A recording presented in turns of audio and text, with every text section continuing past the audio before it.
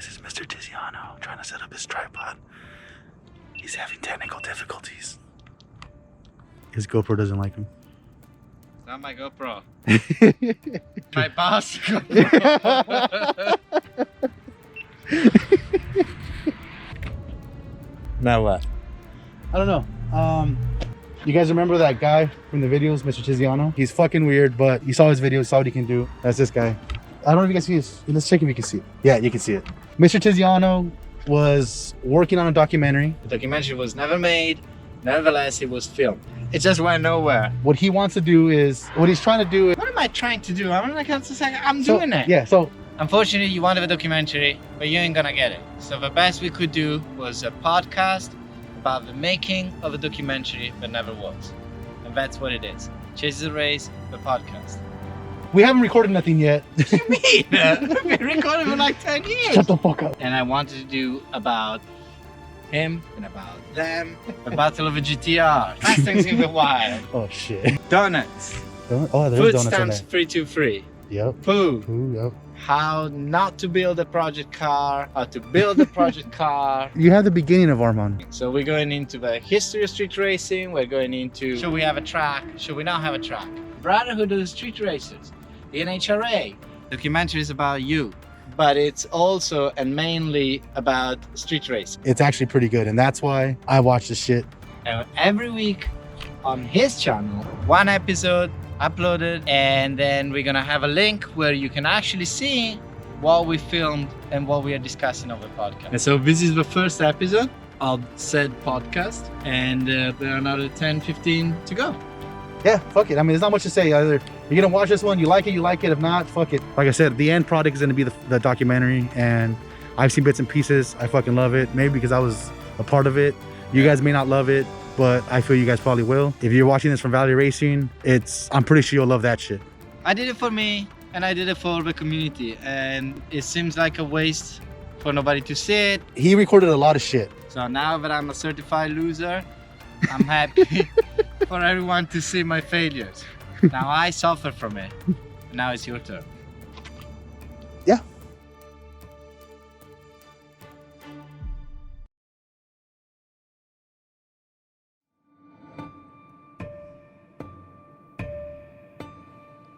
Before we start this, I want to say this once, and I want to be absolutely clear. I never meant to do this. My voice is not radio friendly, my accent can be difficult at times to comprehend, and we don't need another podcast. But we do. I need this. I need to give a meaning to all the footage I filmed over the years, and I need to give back to the community who welcomed me and gave me their time and believed in my project. And in the end, guess what? You may enjoy it and learn something. I mean, I did. My name is Tiziano Niero, and for the last 4 years I've been making a documentary about street racing in Los Angeles. And this is it. A podcast about the making of a documentary that never was, but that you should absolutely see. This is Chases a Race, the podcast. In this series, we will talk about filmmaking, street racing, walking on the edge of uncertainty, and what comes with it. I would talk to people linked to my experience filming Chases a Race, which is also the title of a documentary, and more. This is an opportunity to explain and debate segments that couldn't be filmed, but are not necessarily cinematic, but nevertheless can explain the street racing phenomenon and its community. By my side, co-hosting this podcast, is a savant of car shenanigans.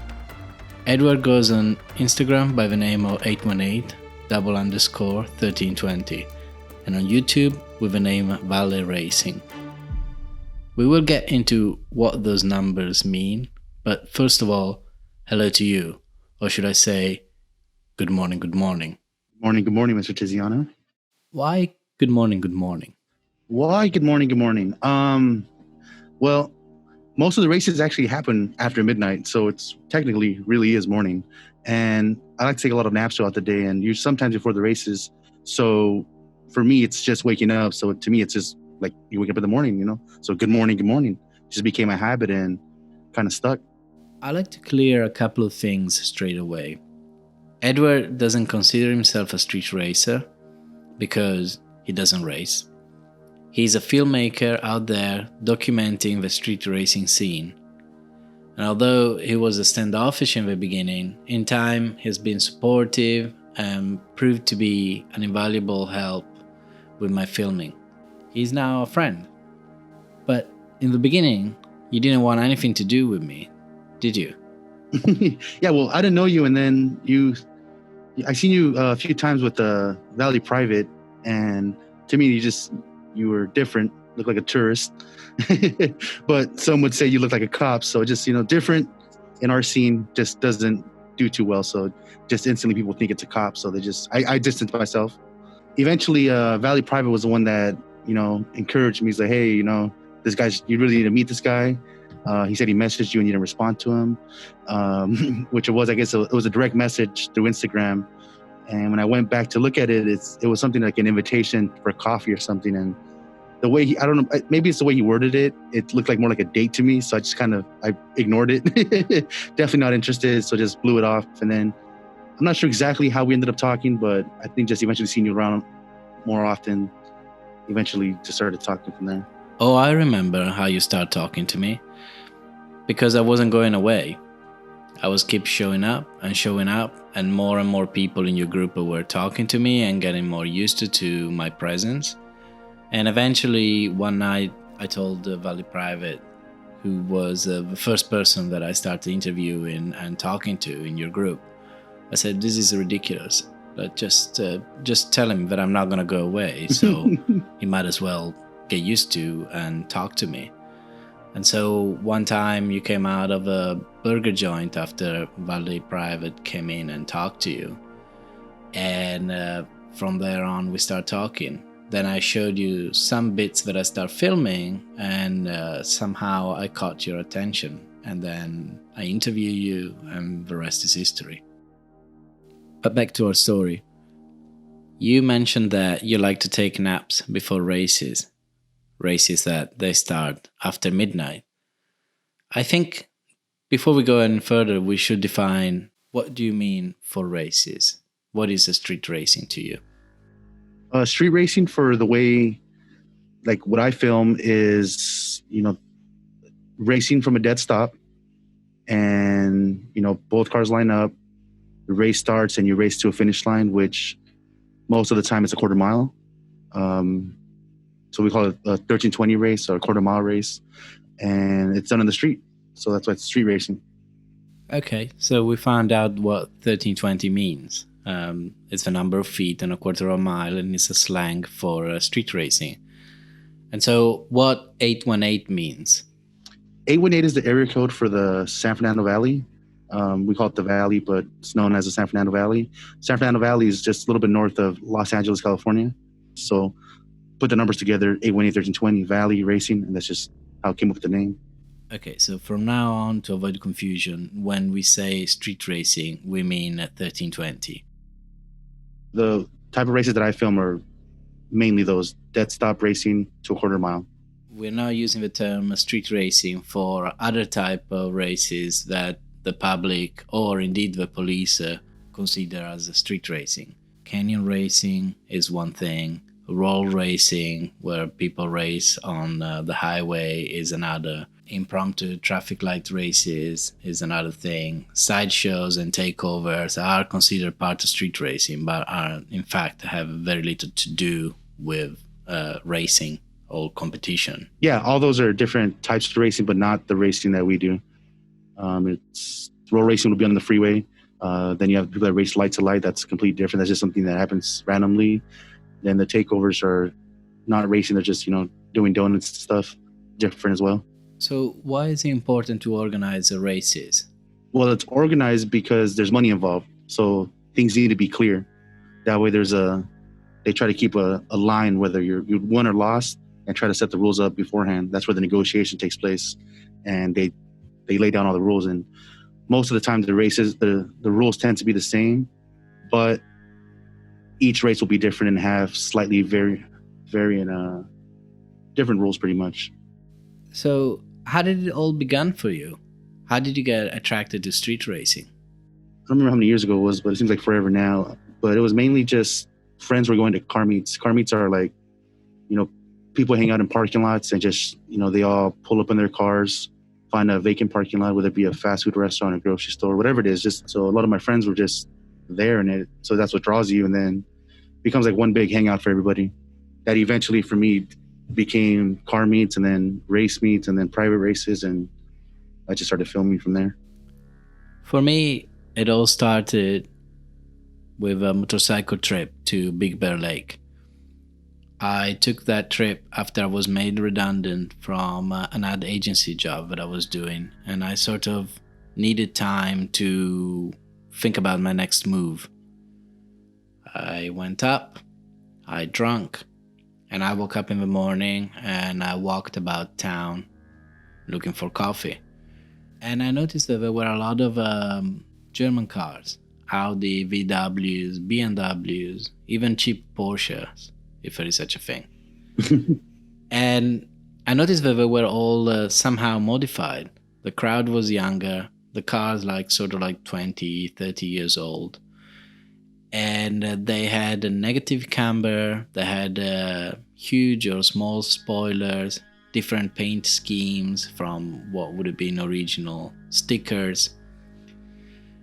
And later on during the day, as I was making my way home on the 210 from San Bernardino to Los Angeles, I spotted a group of cars, 1940s cars, in a parking lot along the highway. So I decided to get off the highway and just take a look and take some pictures. The crowd, they weren't like the typical car and coffee sort of guys. They were more like almost in a uniform. The boys were like in white trunks, long short pants, and they had white socks, black shoes. Some had hairnets and mustachio handlebars, and they were predominantly Latino. And the girls were like sort of dressed up like a pin-up girls. The cars were like 1940s, but they had different personalized paint schemes, and they were slammed to the floor, so they were definitely like modified. And I started noticing a pattern, which was the one of people identifying with the car that they drive or their Sunday drive. And so it came to my mind that I should have done a series on different car cultures in LA, because you have these guys, then you have lowriders, and then you had the muscle guys, muscle car guys, and then you had the JDM scene. And so I started researching on the various scenes, and I got connected with the JDM scenes, which kind of is like winking at the Fast and the Furious first movie.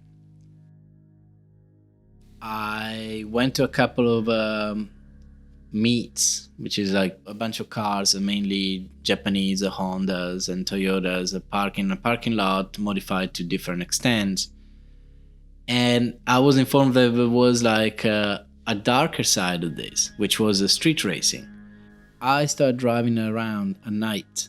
I did that for 2 weeks, trying to catch up some street racers in areas I was told that races were happening. And eventually, I bumped into a gathering in a parking lot. But it was different from the JDM car meets that I saw before. There was nothing flashy about it. And there were all this group of people just standing around cars and confabulating on something. And eventually, I approached one of them. It's a guy that goes on Instagram by the name of that Cali Life 818. And we got talking, and eventually we exchanged telephone numbers, and then he introduced me to Valley Private, who was the organizer for, let's say, the 818 cars, or whoever wanted to be represented in the 818 area, a sort of agent. And so I wonder, how did you go from car meets to street racing? Started going out to like car meets, like they were just, parking lots and hang out with some friends. And eventually every car meet was different, but some of them became race meets where people would meet up in a parking lot, 10, 11 p.m. at night. And then sometime around 12:30 a.m., they would just all drive off, and we started following them like, hey, where the hell are these guys going? Clearly something's going on. If they're all leaving at the exact same time, there's no cop here, something's definitely up. First street I went to was in Silmar, San Fernando Road. There's a little spot under a bridge. It's a nice long straightaway. It's actually next to a juvenile hall. Cars were all parked there, and I was kind of confused, like, what the hell's going on? Like, I didn't really understand it yet. And eventually I started seeing cars line up, and a flagger in the middle, which is the person that, points and that initiates the race. And then I was like, damn, that's pretty interesting. And eventually, like, those are the only meets I started going to, just strictly race meets. There was no other car meets I was going to. They seemed boring to me. Then I started filming just because, oh, this is pretty interesting. I'll just film it, put something together for YouTube, whatever it was. I think it was actually that was put it on Facebook, which no one was watching it, but it was still interesting to me. Eventually made a bunch of friends there, and it all went pretty quick, and started just getting invited to bigger races, more private events. And at these private, bigger races, there was smaller crowds, mainly Camrys and Priuses, cars that really blended in. And then you would have the cars that were racing that night. And it's just unraveled so quick. In the street racing scene, the less spectators, the better. Essentially, you're just one of the key players there, the racers and the people that are gonna bet, correct? Yeah. So I like to play a clip from the documentary. Oddly, at this race, you weren't there. I don't know why, but it was far away in the desert, and it was pitch dark. So the protagonists of this clip are Pooh, a prominent figure in the street racing community in Los Angeles, and Valley Private, who at the time was the representative and co-organizer for the San Fernando Valley. Edward is going to describe the clip for us.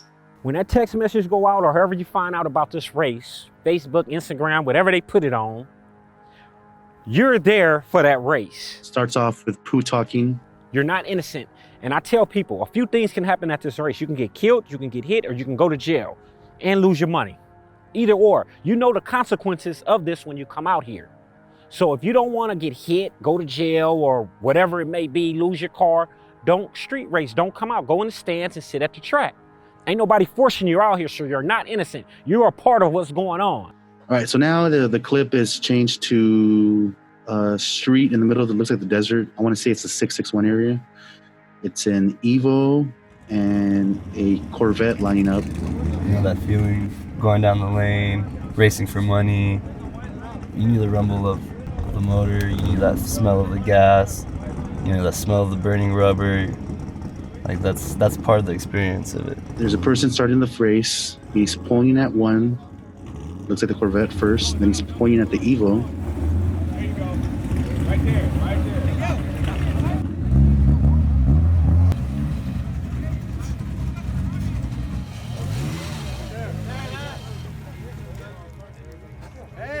So the way we do on the streets is chases a race. Meaning if that person takes off and you even move an inch, if your car just moves even a little bit, that's a chase. Like your car moved. So you pretty much let go and you were about to take off, but you changed your mind. So for us, we call that chases a race. And that if you think, he took off too early, you can't move at all. Your car's not supposed to move an inch. But if you move just that little bit, you better keep going, because that's a race. Seems like the flagger is taking too long to hit the light, so the Evo side stepped in and waved it off, said, hey, hold on, you're taking too long. An argument starts, and the Evo side, which is a Valley Private talking, he's saying, it's not a race because we didn't move. They're talking about, chases the race. The other side saying chases a race only counts for when it's off a flagger. But he's saying, yeah, what I'm trying to get at though is both cars need to move for it to be a race, and the Evo didn't move, so it's not a race. Wait, when he's ready for him to be ready. But now It's we gotta simple, wait for y'all to be bro. ready. It's simple. He's pointing at him second so he can be on the two-step, and he's flashing. He did exactly that. Bottom line is it wasn't a fucking race because the Evo didn't move. Just let the drivers talk. We're not talking. That's it. It wasn't a race because the Evo didn't move. Where the drivers at? Look, Where the drivers hey, at? everyone chill. Everyone knows the way we do on the street. Chase is a fucking race, right? We didn't chase. No one fucking moved, so it wasn't a fucking race. A chase is a race when it comes to a flagger, though. You let someone talk for you, that's the way it is. No, that's not the way it is. It's gonna be the way it is, or that car's not gonna fucking leave the street. That's the way we do things in the valley. We're not gonna be disrespected like that, bro. We didn't drive 2 hours to get hustled. We're gonna come up here with more cars, bro. Yeah, that's us, son. We're gonna do the same thing we do with us, son. Same exact thing we did to us, son. You guys are gonna pay us, bro, and that's it. You guys don't want to race, we need to get paid. But you got to make sure you finish your pass, because if you don't finish your pass and he still takes off, chases a race. All right, so they're lining up again now. They're gonna try to do it again. He points, lights. He hits the light. Okay, so he hit the light. The Corvette took off. The Evo bogged, which had pretty much a bad start and just stayed at the starting line, didn't go. The Corvette, though, went halfway down and he applied his brakes and stopped. So now everyone's yelling at the Evo saying, go, go, go, go, go. And he takes off and starts going towards the finish line because the Corvette never went to the finish line. One car left, then the other car went after him. And in this case, the car that went second, which is actually halfway behind the other car, made it to the finish line first. And that's what he means by chases a race, meaning he chased after him. And in this case, he won. It worked out for him well.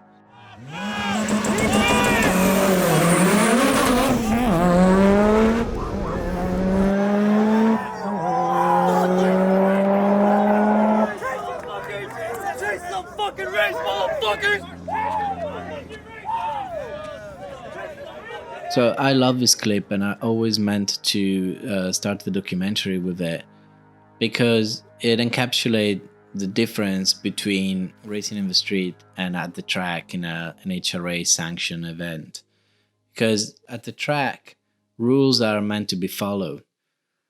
On the street, rules are meant to be broken, or they're there so you can find a way around to elude them. Chases a race, like the other side was saying, the Corvette side on that clip, it's mainly used, or mainly when I hear at least, it's when the race is off a flagger. What that means is there's someone between the cars who points at one car, points at the second car. Once they're ready, he does a hand signal, which usually is the hands coming straight down. Or maybe he puts his hands up and then he brings them down, like a hand gesture, starting the race.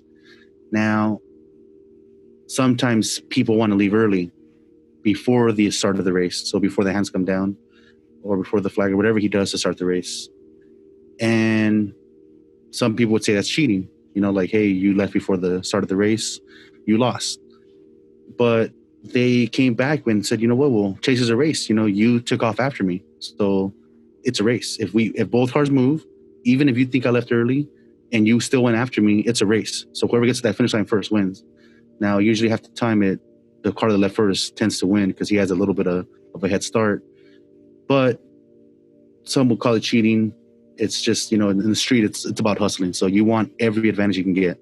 So if you can agree that chases a race before the race, you're going to use it to your advantage. Like, definitely try it, jump, and try to get there first. But if you feel he left early, you can just stay there, and you'll have to come back and line it up. It doesn't count as a race because both cars did not move. I guess we need to get a bit on the technicality on how Mitsubishi Evo works. And so in order to launch, which means leaving the starting line, it needs to build up a certain amount of boost. And so it can be stationary for a certain amount of time, no more, no less. And so when the flagger initiates the race, both cars technically leaves, although one hooks and leaves properly, that is the Corvette. The Evo sort of bogs, so it just leaps forward, but it doesn't exactly leave. But that is considered a race because both cars, in fact, left. Every car is different, but the Evos,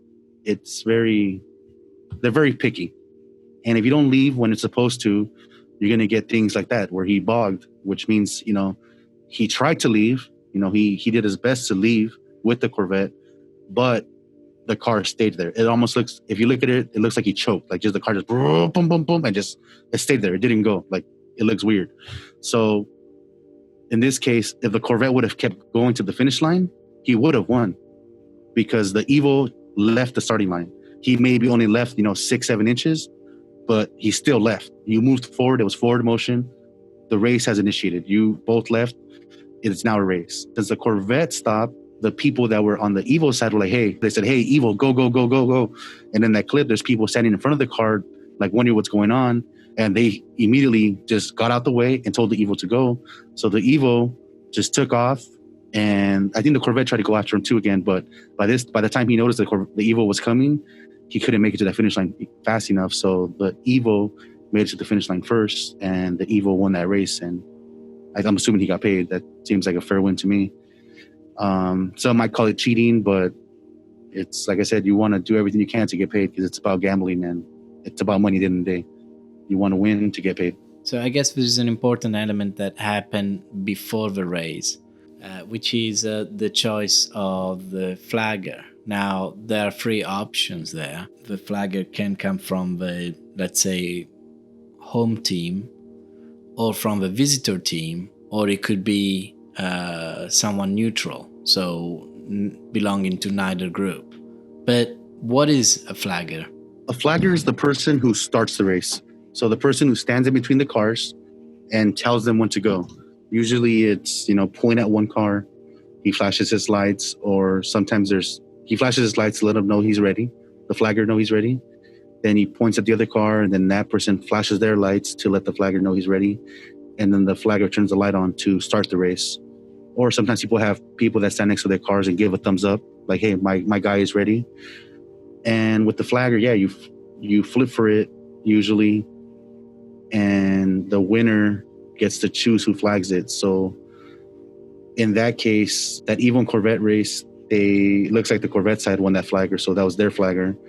And so right there you have first advantage. If a flagger is from your own team, you inevitably have an advantage since you know his body language and perhaps you know when he's gonna flash the light.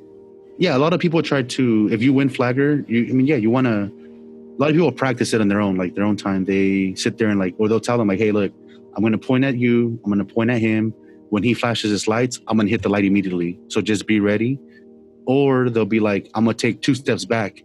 And then when I hit that second step, I'm going to hit the light. So anticipate the light at that moment. But it doesn't always work. I've seen people do that. And then, so they end up leaving before the light and ends up costing them the race. They would just lose because they try to time that light. Most of the people would say, oh, why not just get a neutral flagger? But when you're there, you're gambling. Everyone's gambling. And it's hard to find someone that's actually neutral. So that's why you flip for it. And it's like, you know what? We're just going to flip for it and see who gets the advantage of having the flagger. I find it very interesting that in every sanctioned sport, a game or a race is initiated by a referee or a clerk. And in street racing, which chases a race, you're basically saying yes, there is a rule, the flagger will initiate the race. However, if you leave before, if you cheat, and if your opponent follows you, then that's a race. Essentially, your cheating is going to be rewarded. Yeah, so if you're choosing to jump early off a flagger when you negotiate a chases a race, you're trying to leave early, and you're essentially, for people they say it's cheating. So you're trying to cheat to the win. Now you're hoping that person falls for it and takes off with you. So, or even after you, well, preferably after you. If the person doesn't go, then he didn't fall for it. So he's waiting there. But in the case of the Corvette and the Evo, the Corvette left when he was supposed to, and he stopped. He shouldn't have stopped. You never stop. Once you move, get to that finish line, because you don't know what's going on with the other lane. So you don't know if he didn't move, if he bogged in that case, or if the car broke down. But whatever the case is, you want to get there before him. That way, if he does decide to move, you already won that race. You ensure that win. And if he didn't move, then you just come back and line it up again. So there are different terms that we will explore over the next episode, such as break you pay, punk out fee, give space. But I want to know what happens when chase is a race and a car leaves before the flashlight and the other one doesn't react. In my opinion, the car that moves before the flashlight should automatically lose. But if not stipulated otherwise, what happens is actually that the car that moves before the light, if the other one doesn't react, just need to realign, and you're gonna start again, and you're gonna try again for another start. I mean, why? Well, it comes down to how you negotiate it. So Valley Private actually, he has a he had a race out in I think it was I don't know what airport that is, but it's somewhere in the Inland Empire, where they lined up. So they pointed at the Evo, then they pointed at the GTR, which coincidentally is the same GTR. The Evo owner from the first clip earlier, he now has a GTR, and in this race, they pointed at him second, and while they're pointing at him, the flagger goes to his flashlight and is about to press the button, but before he presses the button, the GTR takes off. He starts moving. He goes towards the finish line. He jumps. So the light, he jumps the light. The light doesn't come on. So they're asking to get paid. Now, Valley Private, there's a clip where he says, how is it a jump if the light never came on? And people have reposted that video so many times. I don't think they're going to ever let that go. But that clip's pretty funny. He says, I spoke to him about it, and he says, I guess what he meant was, you never planned on turning on the light. You were just sitting there playing games with us. But in my opinion, at the end of the day, you agreed that if you agreed to jump, you pay.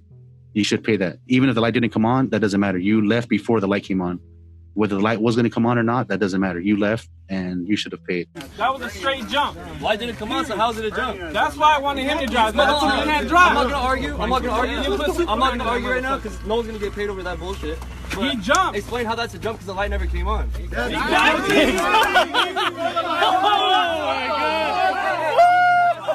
I can see his side of the argument. I mean, obviously, in this specific race, jump you pay, meaning that the pre-stipulated rule was not chases a race, but if you move before the light comes on, you have lost the race. So in this case, the car that Valley Private represents jumped the light, moved before the light, but that light never came on. So his argument is, well, if the light never came on, then there was no intention to start a race. So you could argue that my boy was just stretching. Yeah, no, that doesn't work. But yeah, that was his argument. If I remember correctly, I don't think they ended up paying. I think it was a long night of arguing, and they just ended up going home without paying. Even if the light came on or didn't come on or wasn't going to come on, whether it was or wasn't, you should have paid. So I think it's a case of bending the rules to your own advantage. I mean, to conclude analyzing the clip that I presented, the Corvette left just like the Mitsubishi Evo.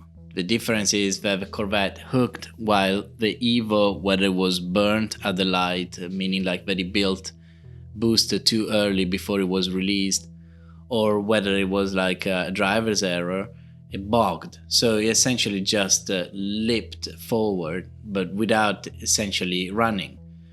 And the Corvette launched well, but then realized that it was racing against no one because there was no Evo chasing him.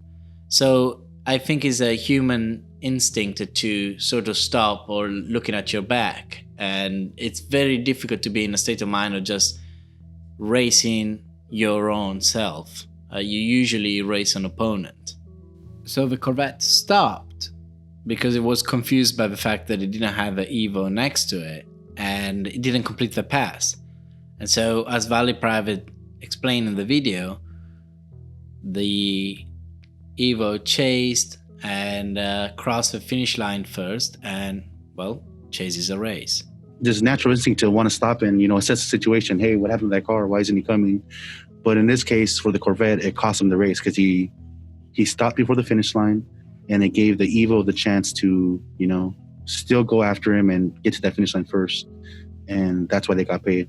So why would you want to chase a race, and why you shouldn't want to chase a race? Back then, chasing the races happened a lot because most of the races were, at least in the Valley, they were off of flaggers, meaning not the use of a flashlight. Chases a race rule was always there. More recently, though, I want to say like 99% of the races that I've seen in the last, year, 2 years have all been off a flashlight, where it's jump you pay, meaning the chases a race rule doesn't apply. Like I've seen friends that are, close friends, and let's say the cars are identical. Speed-wise, they're both will get down the finish line at the same time, but they want that little fun out of it. Like, well, I'm going to leave before you and I'm going to make you chase me. So they'll sit there and they'll want to play the jumping game. That's one reason to want to do it. Also too, just, get the advantage. If you can leave early on your opponent and make them chase you, you got that little bit of a head start on him. It may not seem like much at the starting line, but at the finish line, it makes a big difference. For those who wouldn't want it, would be people that, like, let's say the Evo or a GTR, they need to leave at a very specific time with their cars, which you can hear. So whether it be the two-step, the launch control, it's like you can hear the car getting ready. So if I know I'm racing a GTR or an Evo and we're doing a flagger race where it chases a race, rule applies, then I know I can leave when I hear that car starting to get ready. Because I know if he leaves right then and there, the car's not going to leave as good as it should. And so in other words, if you are the underdog, you want more rules, more pre-stipulations, because more pre-stipulations leads to more arguments, and there are more chances for yourself to talk your way out of admitting to have lost. And so I think that was an important element of my experience on the street filming Chases a Race. Another element that is pretty important, and I wanted to put it right at the beginning, just like many disclaimers that I wanted to include in this first episode, is what Pooh says. That if you are out there at a strange hour of the night, then you are there for a reason. You're part of it. You're not innocent. The way I would interpret that is he means like, you're out there, you're part of the race, and you got that message to be there at that time. So you're part of the group as a whole. Even if you're divided individually, it's one big group of street racers / spectators, but it's all one big group because they happen in the middle of the night, whether it be an industrial area, a desert area. Everyone's there for that race, and you're there to watch the race, to spectate the race, to be part of the race, to do the race, flag the race, whatever it is, you have a role, even if it's just spectating. And so this has always been my interpretation of street racing. It's like organized chaos. So there is not an organization such as the NHRA, National Hot Rod Association, that sanctions what's right and what's wrong. It's a spontaneous congregation, and it's street racing, so anything goes, but there is a code of conduct. There are some rules in place, and you try to play as safe as possible. It's the street, so there's no, it's illegal. That's well known. But most racers will, if they see a big crowd, they'll tell people like, hey, back up a little bit, or, stand behind the starting line, or spread out. That way, because the problem here is that a lot of cars lose traction. And what that means is the tires are spinning faster than the car's moving. And sometimes that causes the vehicle to start swerving left to right. and as that person lets off or stays in it, and it may cause an accident, or it becomes risky. So it's safer to stay behind the starting line. I like to film from right at the starting line, usually behind, but now I'm looking at the angles look better now when I'm off to the side a little bit. But even when I do that, I back up further to where I have enough time to maneuver out the way if I have to, or at least I hope I have enough time. I'm never at the finish line. To me, that's just like the most dangerous spot, because you're gonna have a car coming down, over 100 miles an hour. You're not gonna have much time to react, and no matter what you hide behind, that car coming that fast, it's gonna go through whatever you're hiding behind. So Next up is gonna be a bit of history of street racing in Los Angeles and how that morphed from the street to the track. And we're gonna talk a bit about drag racing and how NHRA would like you to use that term only to refer to sanctioned races that happens at the track and not on the street. Edward, would you like to say something? yeah, mainly just thank you to everyone who listened. If you got this far, I mean, this shit's probably gonna be long. So if you listened to this far, thank you very much. And good morning to you. That has to be said. Edward has the attention span of a goldfish, memory of a goldfish, and so he thinks that everyone out there is the same. And thank you for putting up with this heavy accent, which is probably very difficult to understand. It took me months and months and months to be like, what? Hold on, what? It was our first couple of weeks of talking to each other, the conversations were nothing but, wait, what? Say it again? Huh? What'd you say? Okay, I want to try to keep this PG. Motherfucker. But you can guess what would be my answer. Fuck you, motherfucker. Okay, I guess fuck you too.